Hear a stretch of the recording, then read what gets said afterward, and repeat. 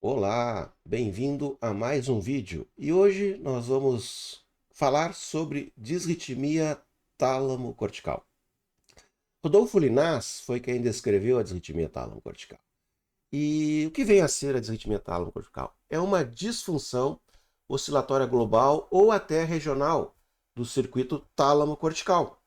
E geralmente inicia, frequentemente pelo menos, por uma alteração na entrada sensorial, como por exemplo a nocicepção, mas que se consolida como uma alteração na dinâmica de disparo do próprio tálamo.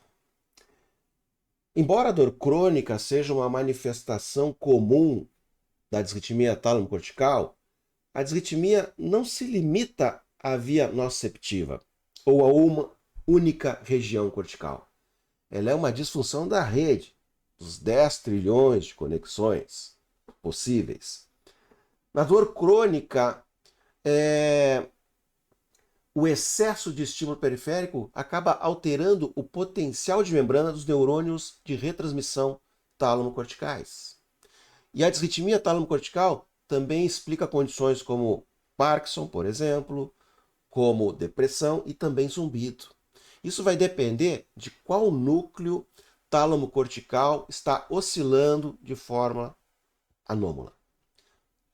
A oscilação θ, que o tálamo trabalha numa frequência mais baixa do que a frequência alfa, frequência normal do cérebro, de 8 a 12, tálamo de 4 a 8. Então as oscilações θ que são originadas do tálamo acabam impondo, por ser um estímulo crônico, um ritmo mais lento nesta região somatosensorial do córtex.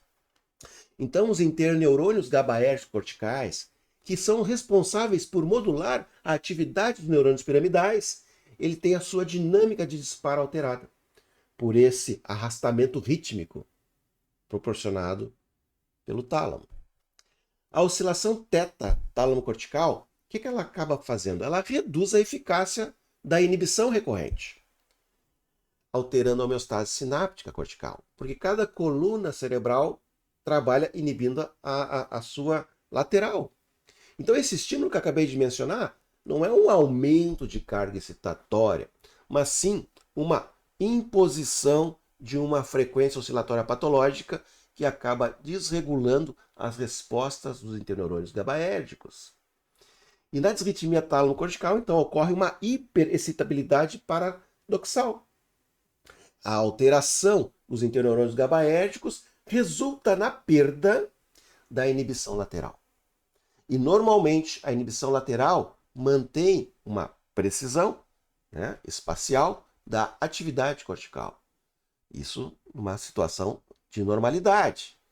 Quando falha, quando existe essa falha, essa disritmia, as áreas corticais vizinhas à zona de oscilação θ são ativadas numa frequência mais alta, numa frequência gama, por falta de inibição.